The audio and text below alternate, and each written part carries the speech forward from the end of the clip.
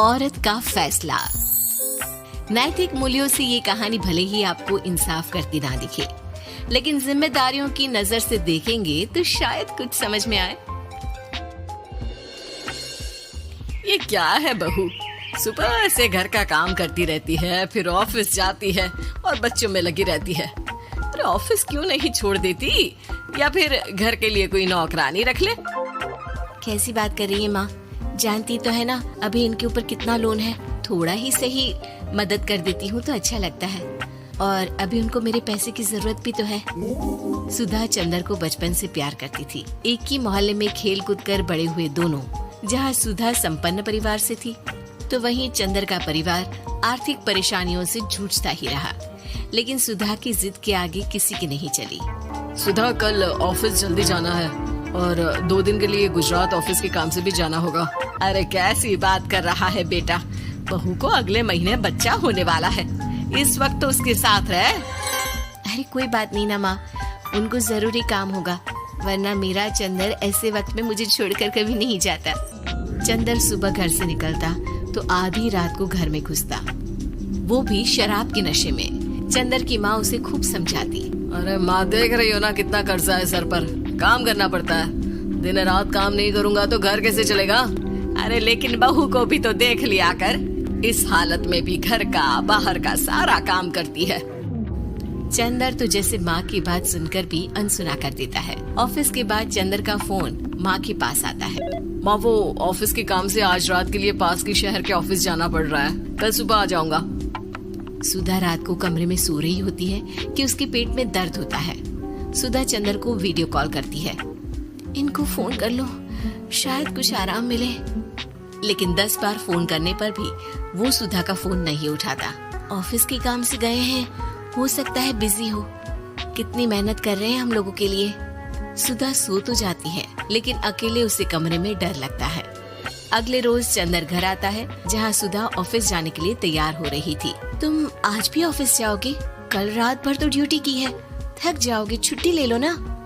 अरे नहीं नहीं, कैसी बात कर रही हो, ये तो पॉसिबल ही नहीं है। अच्छा रुको, मैं जल्दी से तुम्हारा खाना और नाश्ता बना देती हूँ। बेचारी सुधा ऑफिस जाना छोड़कर लग जाती है पति के लिए खाना बनाने, उसके कपड़े प्रेस करने और जरूरत का सामान मुहैया कराने के लिए। हो सके तो रात की ड्यूटी मत लिया करो ना, मुझे बहुत डर लगता है। अरे यार क्या है, तुम तो ऐसे बिहेव कर रही हो कि तुम ही अकेली हो जिसे बच्चा होने वाला है। इतने लोगों के पति जो काम के सिलसिले में बाहर होते हैं, उनका क्या। सुधा को चंदर के मुंह से ये बातें अजीब लगती है। अरे हुआ क्या है तुमको? पहले तो तुम मेरा कितना ख्याल रखते थे, मेरे पास रहते थे, मेरी दवा से लेकर खाने पीने तक का सारा ख्याल। और अब इस बार तो तुम एक दफा भी मेरे साथ डॉक्टर के पास नहीं आए, क्यों? अरे पागल हो गई हो क्या? पागल वाली बात कर रही हो। काम धंधा देखो या फिर तुम्हें लेकर टहलता फिरूं। और मुझे शुक्रवार की रात को काम से निकलना है, सोमवार आऊंगा। सुधा को समझ में नहीं आता कि क्यों अचानक से चंदर को फील्ड का काम मिल गया है। लेकिन एक दिन, सुधा, मैं और चंदर जरा एक रिश्तेदार के घर जा रहे हैं, तुम भी तैयार हो जाओ, घर में अकेली कैसी रहोगी। अरे नहीं नहीं, इस हालत में इसे लेकर जाना ठीक नहीं है। अरे लेकिन मैं ऑफिस भी तो जाती हूँ, फिर घर में अकेले। चंदर उसकी कोई बात नहीं सुनता। वो सीधा कार निकालकर माँ को लेकर चला जाता है। सुधा घर के काम में लग जाती है कि अचानक उसकी नजर चंदर के बैग पर पड़ती है, जिसमें एक कागज दिखाई देता है। इनके कागज भी ना इधर उधर फैले होते हैं, एक भी खो जाएगा तो बवाल करेंगे। लेकिन जैसे ही सुधा वो कागज खोलकर देखती है तो वो सदमे में आ जाती है। दरअसल वो कागज नहीं, बल्कि चंदर और उसके ऑफिस में काम करने वाली लड़की चांदनी की गोवा की टिकट होती है। सुधा चंदर के बैग को खोलकर देखती है तो उसे होटल के बिल से लेकर महंगे गिफ्ट्स और दूसरे शहरों के टिकट मिलते हैं। सुधा को समझते देर नहीं लगती कि उसका पति किसी और लड़की के साथ है। चंदर के आने पर सुधा उससे बात करती है। अरे नहीं नहीं, ऐसा कुछ नहीं है, तुमको गलत फहमी हो गई है। लेकिन जब सुधा के सवाल तीखे हो जाते हैं तो चंदर को अपनी गलती माननी पड़ती है और वो सुधा से माफी मांग लेता है। सुधा फैसला कर लेती है कि वो चंदर को छोड़ देगी। बच्चे और सामान को लेकर वो घर से निकल ही रही होती है कि सास उसे रोकती है। कहाँ जाएगी बेटा, रुक जा। चंदर को सुधा का जाना खल नहीं रहा था। वो झूठे मुंह भी उसे रोकने की कोशिश ही नहीं कर रहा था। सुधा चंदर को देखती है और मायके चली जाती है। मायके में माँ कहती है, अरे आज से कैसे घर छोड़कर आ गई? कौन सा चंदर तुझे छोड़ रहा था? माफी तो मांग ली थी ना। देखो बेटा, बेटी डोली में जाती है और अर्थी में ही निकलती है। पर पापा मेरा आत्मसम्मान, उसका क्या? आपने मुझे पढ़ाया लिखाया है, इस लायक बनाया कि मैं खुद का खर्चा उठा सकूं, बेटी को पढ़ा सकूं, एक अच्छा जीवन पाऊं।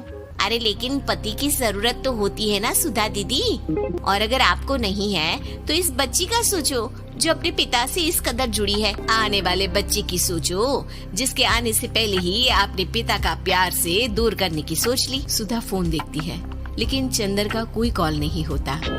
वो समझ नहीं पाती कि अपने आत्मसम्मान के बारे में सोचे या बच्चों के बारे में।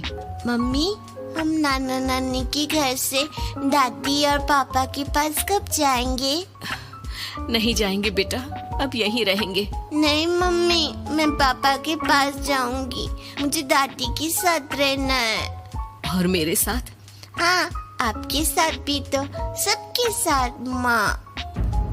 देखो सुधा दीदी, आपके सर पर पिता का साया होना जरूरी होता है। अपने घमंड के लिए पिता और बेटी को अलग मत करो। सुधा अब सामान उठाकर अपने ससुराल जाने लगती है, लेकिन मन में सवाल रह जाता है कि जिसे दुनिया घमंड समझ रही है वो उसका आत्मसम्मान था। चंदन ने माफी जरूर मांग ली, लेकिन कभी ये एहसास नहीं दिलाया कि वो सिर्फ उसी का है।